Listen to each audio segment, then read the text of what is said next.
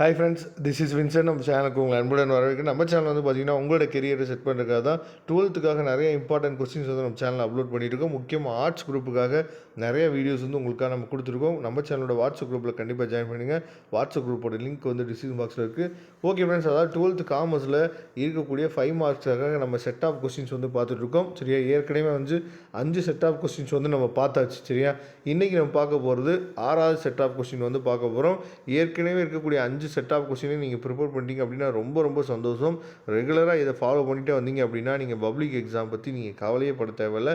Okay, மேலாண்மையின் அடிப்படை கருத்துக்கள் எவையேனும் 5னை விளக்கவும். Explain any 5 concept of management. அதுக்கப்புறம் எல்பிஜியின் சிறப்பு அம்சங்களை விளக்கு. Explain the highlights of LPG policy.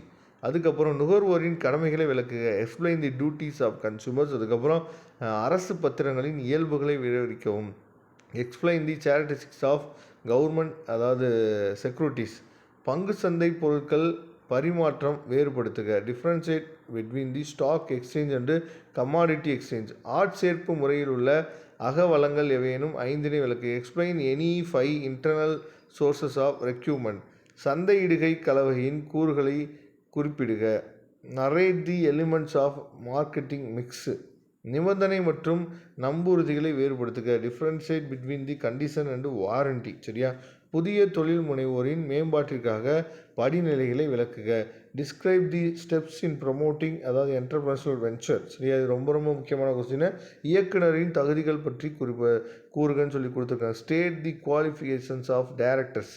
மேலாண்மையின் பணிகள் எவையேனும் 5னை விளக்கு. Explain the any 5 functions of management. மனிதவள மேலாண்மையின் செயல் பணிகளை விவரிக்கும். Discuss the operative functions of the human resource management. அதுக்கப்புறம் பயிற்சியின் நன்மையை விளக்குக. அதாவது explain the benefits of training. செபியின் அதிகாரங்களை விளக்குக. சரியா, இதில் எல்லாமே ரொம்ப முக்கியமான question. Explain the powers of SEBI. இதே மாதிரி உங்களுக்கு இன்னமும் நிறையா கொஸ்டின்ஸ் இருக்குது. ரெகுலராக இந்த செட் ஆஃப் கொஸ்டின்ஸை நீங்கள் ஃபாலோ பண்ணிங்க அப்படின்னாவே ஈஸியாக நீங்கள் நல்ல மார்க் வந்து ஸ்கோர் பண்ணிடலாம். Okay friends, thank you. நம்ம நெக்ஸ்ட் வீடியோவில் பார்க்கலாம். அதுவரை உங்களிருந்து விடைபெறுவது உங்கள் நண்பன் வின்சன். தேங்க்யூ.